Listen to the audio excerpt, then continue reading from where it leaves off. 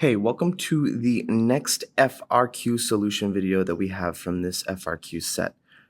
This one is the paragraph length response question, and you'll easily be able to tell when you have the paragraph length response question because it's going to say, give a coherent paragraph length response as your answer. Typically, when you have the paragraph length response question, there's going to be 7 total points, and all 7 points are going to be wrapped up in that paragraph length response. There could be something like a part A or even a part B before it tells you to respond, but neither of those sections are going to offer you any points.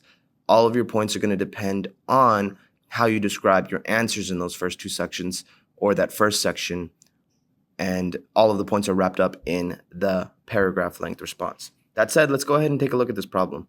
Looks like we have a object hanging from a string, and then we have some projectile that's traveling with some linear velocity that's going to impact with it. So we know that there's going to be a collision here.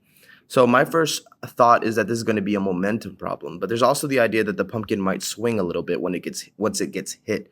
So it might come into a little bit of rotational motion.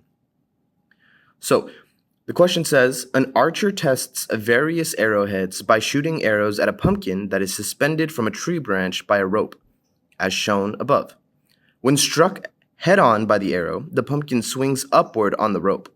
The maximum angle theta that the rope makes with the vertical is different for each arrowhead that the archer tests.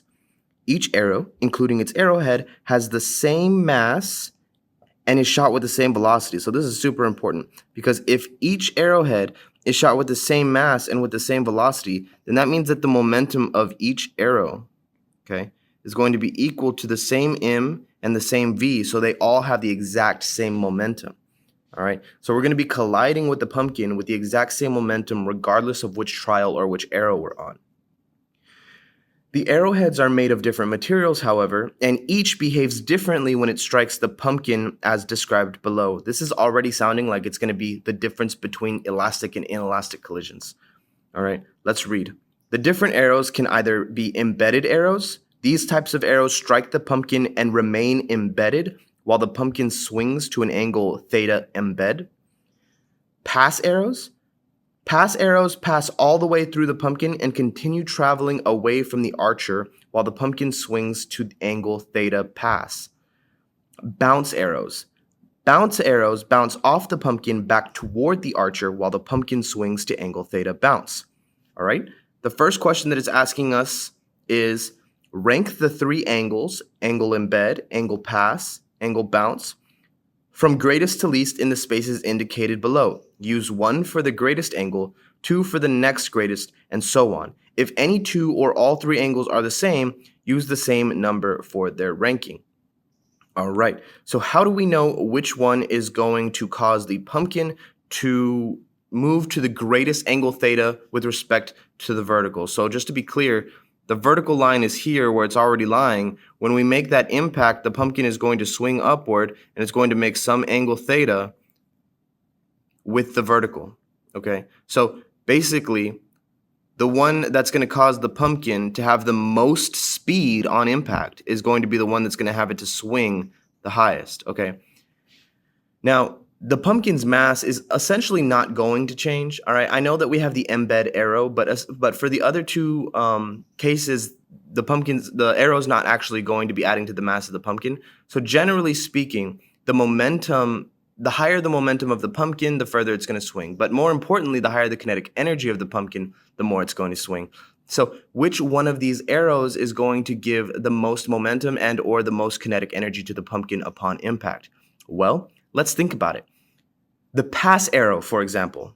The pass arrow strikes the pumpkin, but then continues on in the same direction. Okay, it's not stopped. So it maintains a certain amount of its momentum, specifically some of its positive momentum and positive kinetic energy. So that means that it transferred less of those to the pumpkin. All right, so I'm going to go ahead and say that the pass arrow had the least amount of energy transferred to the pumpkin. All right, so what does it say for us? The next greatest is 3, so 3 should be for the pass arrow. All right, now let's talk about the difference between the embedded arrow and the bounce arrow. All right, Now, you might say that the embedded arrow gives all of its momentum and kinetic energy to the pumpkin, all right? Well, the thing is that it's a hit and stick, so we actually do lose some kinetic energy if you remember how kinetic energy works and how it's not conserved for perfectly inelastic collisions. But the point is that we pretty much transferred all of our momentum to the pumpkin, all right? Since we've transferred all of our momentum to the pumpkin, we are definitely going to cause the pumpkin to have a greater velocity on impact when compared to the pass arrow, all right? But then how does it compare to the bounce arrow? Well, the bounce arrow not only transferred all of its momentum, it transferred more than 100% of its initial momentum because of the fact that the pass arrow experienced an impulse so large that its final velocity was negative, okay? That's impulse, okay? That's force times time. Force times time causes you to change your momentum.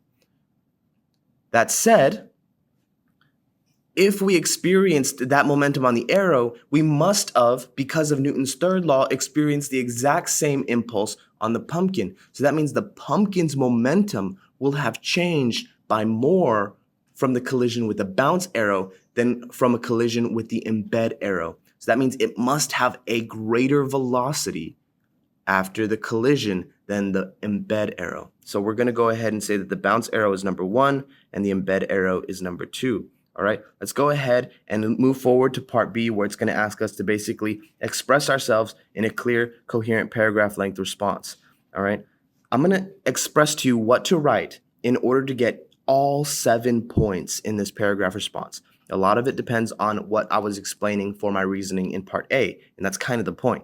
All right, now for the first point, you want to mention, because of the fact that we discussed the bounce arrow having the greatest impulse, all right, that it's going to have the greatest angle, we need to suggest that we are following the base law of physics, the conservation of momentum. And we need to suggest that the conservation of momentum is applied across all collisions, okay? So we want to say, first off, we want to mention for 1 point, that conservation of momentum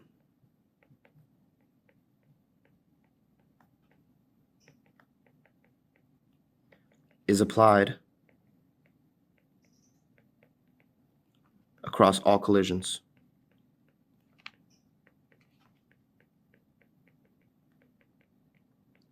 That's 1 point.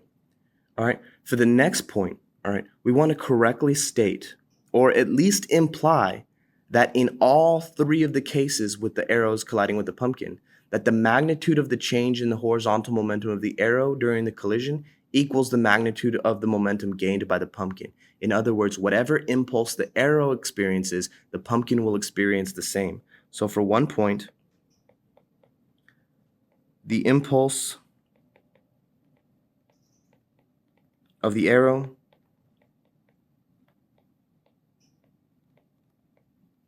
equals the impulse of the pumpkin. Now, what's great about this is that this doesn't necessarily need to be explicitly stated. It just needs to be implied, all right? Now, obviously, there's going to be a lot of things that you are going to want to explicitly state, and this might be one of them. But you should still get the point if you are making an explicit statement that assumes this to be true. In other words, that this idea is implied. All right, let's keep going. That's 2 points out of 7. For the next point, we just need a valid argument explaining why the bounce arrow must transfer the most momentum, okay? So we need to explain why the bounce arrow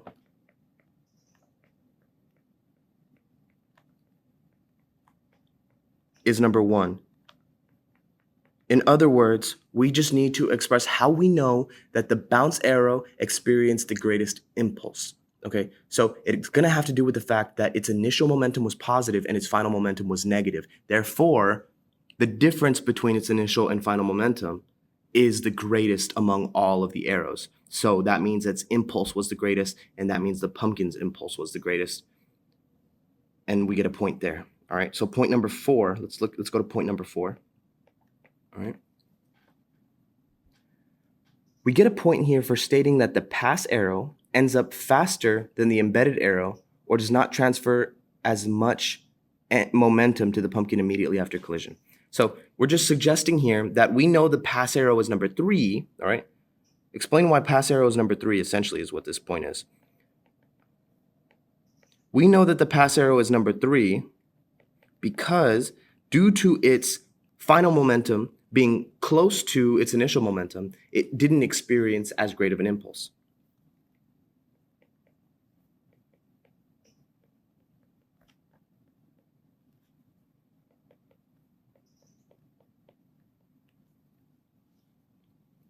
All right, next point. We're almost there. That's 4 out of 7 points. For the next point,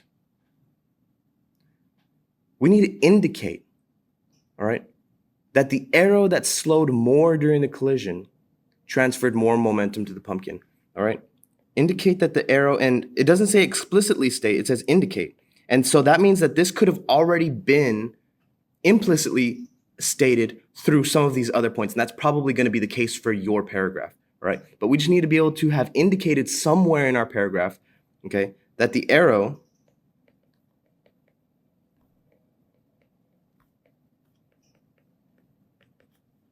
that slowed the most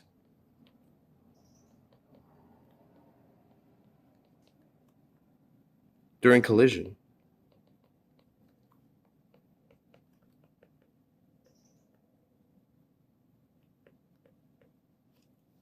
transferred more momentum.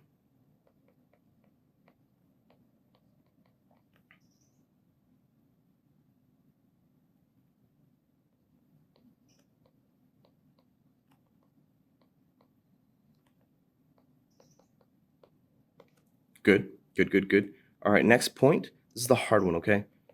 This last one is going to be the one where, this is going to be the least likely to have, this is the least likely point for students to get because everything just deals with momentum, and that's great. Most people's minds are going to go to momentum when they come to this problem. But this last point is giving an explanation for why all of this actually gives you a greater angle in the pumpkin, okay?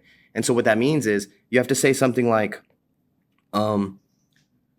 the more momentum the pumpkin gains,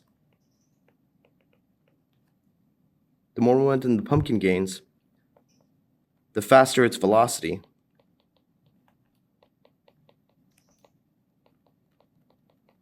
After collision.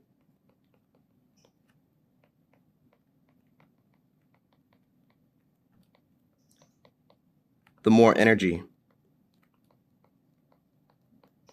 it has to convert to kinetic energy. To convert to potential energy. And that just means it's going to swing higher. All right, so we can even explicitly say that, meaning a higher swing. And this point right here was explaining why the more momentum we transfer, the greater angle we get with respect to the vertical from the pumpkin, right? So that's that point. That's going to be the hardest point to get here because you're taking that momentum and kind of changing the argument to it. Well, it's because it also has more energy, all right? And then so for that's 6 out of 7 points. And that last point is really for a logical, relevant, and consistent response. All right, so you can get this point even if you're wrong about some of the things that you say, as long as what you say is relevant to the problem. So as long as it has to do with momentum and or kinetic energy, all right? As long as it's consistent, you're not contradicting yourself, and as long as it's logical, all right? So your argument could be wrong, but as long as it was a relevant argument in the same topic as the problem and you didn't contradict yourself, you can still get this last point, all right? And so whatever paragraph you write, I would suggest you don't overwrite too much just because you're not 100% sure, all right? It's better to be consistently wrong than all over the place. That's all 7 points for this problem. Feel free to share with me what your response is, and I'd love to be able to tell you whether or not it would get all 7 points or not. Good luck. I'll see you in the next one.